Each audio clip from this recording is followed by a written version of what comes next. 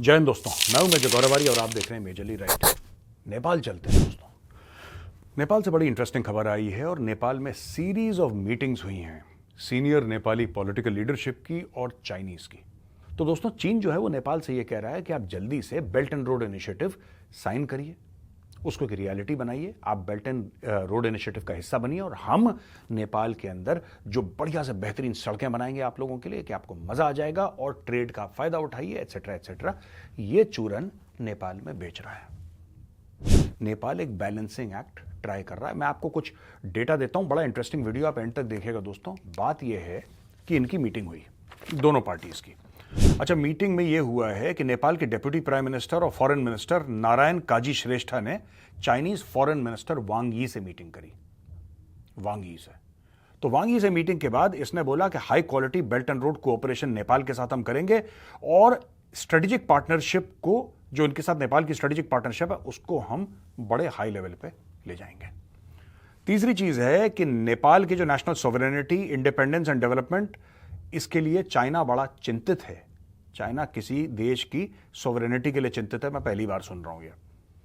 Pledging assistance for Nepals economic and social progress, और दोनों देशों ने बोला है कि नहीं साहब, बीआरआई का प्रोजेक्ट हमें करना है और दोनों ने बोला है कि ठीक है। ये जो है इन्होंने 2017 में साइन कर दिया था, 2017 में they signed the BRI framework agreement, but negotiation इनमें स्टॉल हो गए क्योंकि नेपाली ये कह रहे हैं कि इनको ऐसा लगा कि नेपाल में जाएंगे, कुछ पैसे फेंकेंगे, नेपाली बोलेंगे ठीक है जैसा आप चाहते हो, लेकिन ऐसा नहीं हुआ। नेपालियों ने बोला कि ठीक है, हम आपके साथ कोऑपरेट करेंगे, लेकिन इसमें है क्या चक्कर कि हमें पता होना चाहिए कि भाई हम कहीं चाइनीज डेट ट्रैप पे तो नहीं फंस रहे। जो नेपाली सवाल पूछ रहे हैं ना, ये सवाल मैं आपको बता रहा हूं, ना श्रीलंका ने पूछे, ना मालदीव ने पूछे, ना पाकिस्तान ने पूछे। श्रीलंका ने सवाल नहीं पूछे, उन्होंने बोला चाइनीज का पैसा आ रहा है, आन दो।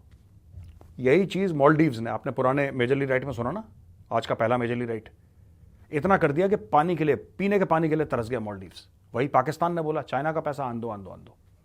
नेपाल कह रहा है ऐसे नहीं, हम चाइनीज इन्वेस्टमेंट लेंगे। नेपाल का ही कहना है कि हम चाइनीज इन्वेस्टमेंट लेंगे, हम जरूर लेंगे, लेकिन हम क्लियर होना चाहते हैं कि इसमें कोई लंबा चौड़ा डेट ट्रैप तो नहीं है, इसमें कोई लंबी चौड़ी परेशानी हम लोगों के लिए तो नहीं है कि हमने आपसे बोला कि आपने बोला 10 अरब और फिर आप बोलो कि नहीं वापस करो हमारा पैसा, जो हमने तुम्हें पैसा लगाया वापस करो, या ये सड़क हमारी, ये शहर हमारा, ये सब। तो ये 2017 में साइन होने के बावजूद अब 2024 है और आप लगा लीजिए तकरीबन 7 साल हो गए, लेकिन 7 साल के बाद भी नेपाल ने अभी तक पूरा वो नहीं करा है, फाइनल गो हेड नहीं दिया। इन प्रिंसिपल अप्रूवल है, फाइनल गो हेड नहीं दिया। उसने बोला कि हमें अच्छा। चाइना, देखिए, मैं जो हमारे नेपाली भाई हैं, मैं उनको 2 बातें बोलना चाहता हूं, ठीक है, क्योंकि आप लोग मेरे वीडियोस देखते हैं, नेपाल से मुझे मैसेजेस भी आते हैं। मैं आपको 2 बातें बोलना चाहता हूं। सबसे पहले, आपको जिस देश से डील करना है वो आपका अधिकार है, आपकी संप्रभुता है, आपकी सोवरेनिटी है।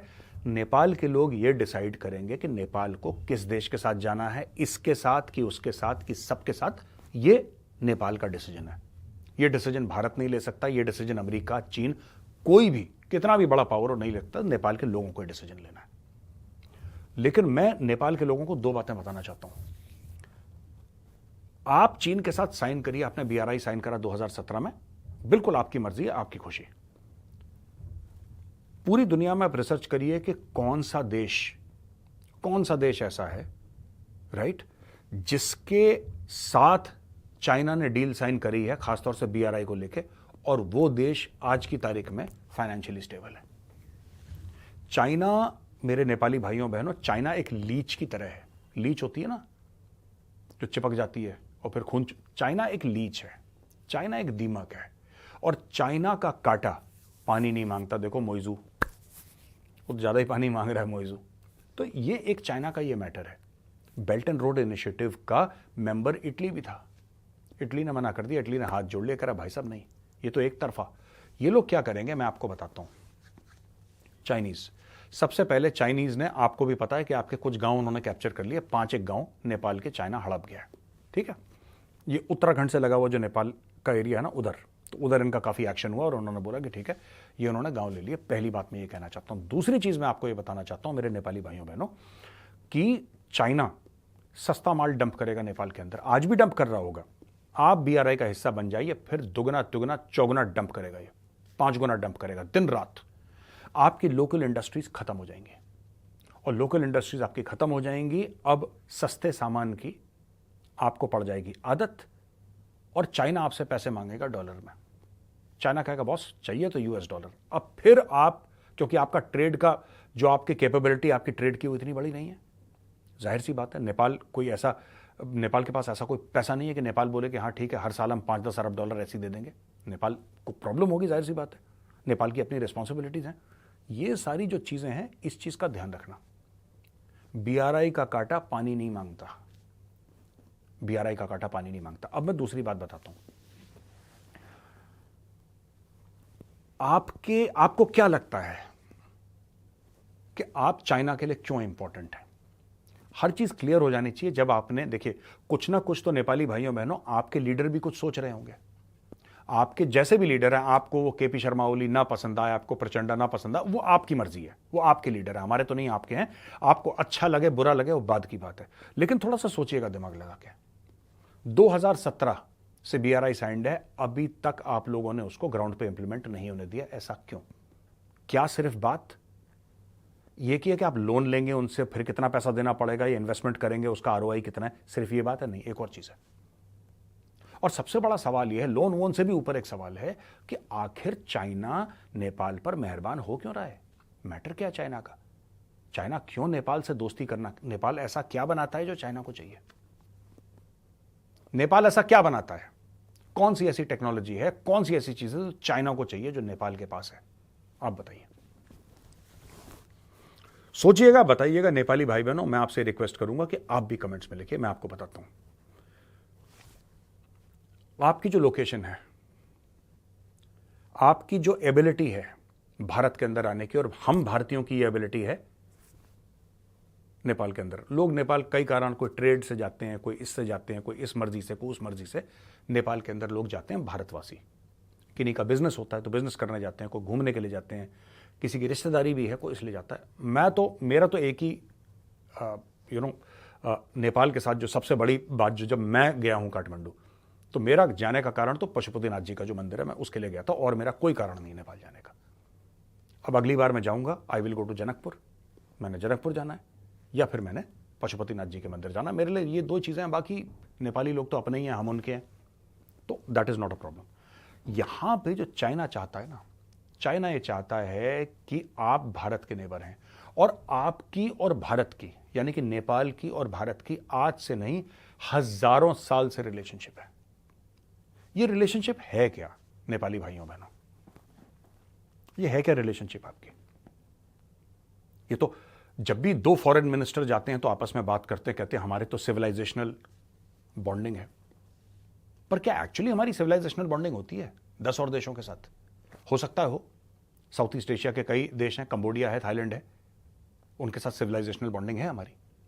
ईरान है, तो जितने भी हमारे पारसी दोस्त आए थे सब वहीं से आए थे, तो वो हमारी एक चीज हो सकती है, ट्रेड कॉमर्स हो सकती है। लेकिन जो नेपाल के साथ है वो इतना यूनिक है, वो इतनी जबरदस्त चीज है कि आप उससे अलग नहीं हो सकते। जैसा मैंने बोला, जनकपुर है क्या? जनकपुर है क्या? वो मां सीता का घर है। पशुपतिनाथ जी का मंदिर है काठमांडू में। तो ये जब हिंदू देखते हैं नेपाल को, तो हम किस लेंस से देखते हैं? लेंस होता है ना। चाइना आपको किस लेंस से देख रहा है कि हम नेपाल को पैसे देंगे, ये करेंगे, नेपाल कर्ज के तले दब जाएगा, फिर हम मैनिपुलेट करेंगे। मैं as an Indian, as a Hindu, मैं नेपाल को 2 लेंस से देखता हूं, जनकपुर, पशुपतिनाथ। ये मेरे 2 लेंस हैं जिससे मैं देखता हूं कम से कम। और ऑफ कोर्स गोरखा राइफल्स, और ये तो है ही, ये तो हमारे गोरखा भाई हैं जो इंडियन आर्मी, नेवी और एयरफोर्स में, वो दैट इज सेपरेट मैटर, वो एक अलग चीज है। लेकिन मेरे 2 लेंस हैं खास तौर से, और तीसरा लेंस फौज का है। चाइना किस लेंस से आपको देखता है, और चाइना आपको क्यों देखता है उस लेंस से?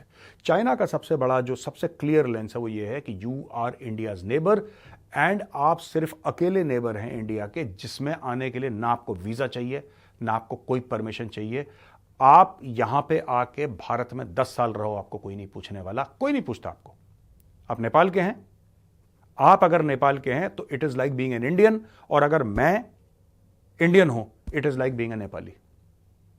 मैं काठमांडू जाके रह सकता हूं 10 साल, मुझे कोई नहीं पूछने वाला। आप सोचिएगा चाइना क्यों पड़ा हुआ है पीछे अचानक, कारण क्या है चाइना का पीछे पड़ने का।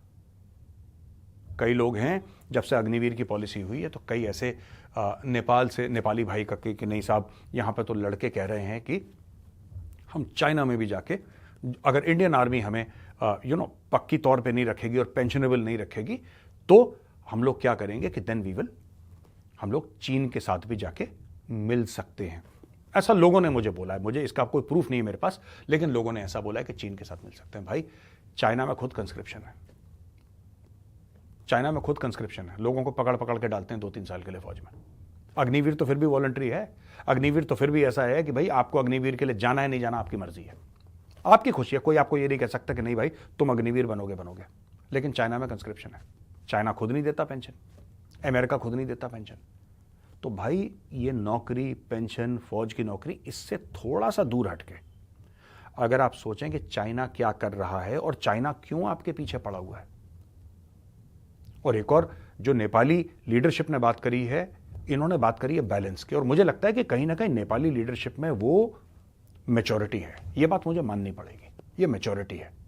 दे are saying we will manage our relationship with China, with India, we will balance it for the best. और जहां तक इंडियन गवर्नमेंट की बात है, मैं आपसे एक बात कहना चाहता हूं, ठीक है, नेपाल से बिजली खरीदना और ये सब करना, ये सब आप करते रहिए, ये सब करते रहिए, आपको जो करना है, जो एक्शन करना है करिए। लेकिन कभी यह मत भूलिएगा कि नेपाल से आपका सबसे बड़ा रिश्ता क्या है, सबसे बड़ा रिश्ता क्या है। नेपाली और भारतीय भाई क्यों हैं? क्यों ऐसा है कि कोई भी नेपाली जब मन चाहे इंडिया आ सकता है और कोई भी इंडियन जब मन चाहे नेपाल जा सकता है? ऐसा क्यों है कि आप जब नेपाल जाते हैं आपको डिफरेंस नहीं लगता और वो भारत आते हैं उनको डिफरेंस लगता है? ऐसा क्या है? नेपाल जो है, it's a Hindu majority country. लोगों को ये बात कैसी भी लगे, लेकिन ये बात सच है, ज्यादातर नेपाली हिंदू हैं और ज्यादातर इंडियंस भी हिंदू हैं। और मैं भारत सरकार से हाथ जोड़ के यही प्रार्थना करूंगा, इस चीज को कभी मत भूलिएगा। मैं आदरणीय प्रधानमंत्री नरेंद्र मोदी जी से कि सर ये चुनाव एक बार खत्म हो जाए, ये खत्म हो जाएंगे, जून में सरकार बन जाएगी, आप एक बार और प्रधानमंत्री बनेंगे भारत के, ये बात तय है। सर एक बार नेपाल जाइएगा सर, मैं आपको बता रहा हूं, आप नेपाल जाइएगा सर, बहुत, एंड आप कहीं अगर नहीं जा पाए क्योंकि आपका बिजी शेड्यूल है, सर आप पशुपतिनाथ जी के मंदिर जाइएगा। मैं गया था पशुपतिनाथ जी के मंदिर और मैं एक बहुत बुरे दौर से गुजर रहा था उस वक्त, बहुत बुरे, आई वॉज बहुत ज़्यादा मेंटल प्रेशर, बहुत ज़्यादा स्ट्रेस, बहुत बुरे टाइम से। मैं जो दान पेटी थी ना, दान पेटी, मैं दान पेटी के अंदर ऐसी घड़ी थी मेरी, मैं घड़ी और एक पेन छोड़ कर आया और मैंने भोले बाबा को ये बोला कि भोले बाबा मेरा समय बदल दो, मेरी किस्मत लिख दो। मैं गया और इतना प्रेशर, इतना प्रेशर, इतना प्रेशर, कुछ नहीं हुआ। 1 महीना, 2 महीना, तीसरे महीने मैंने फेसबुक पे एक आर्टिकल लिखा, पता नहीं क्यों अंदर से आया कि लिखो, मैंने लिख दिया। वो आर्टिकल फेसबुक पे लिख दिया, वो आर्टिकल वायरल हो गया। आज की तारीख में मैं मीडिया में हूं और आप लोगों के आशीर्वाद से मैं इतना काबिल हूं कि मैं आपसे बात कर पाता हूं और आप मुझे अपना प्यार और अपना आशीर्वाद देते हैं। शुरुआत कहां से हुई? पशुपतिनाथ से। तो प्रधानमंत्री मोदी जी, आप सर जरूर जाइएगा और अपनी पूरी कैबिनेट को ले जाइए अपने साथ। भोले बाबा का आशीर्वाद आपको पशुपतिनाथ में जरूर मिलेगा। जय हिंद।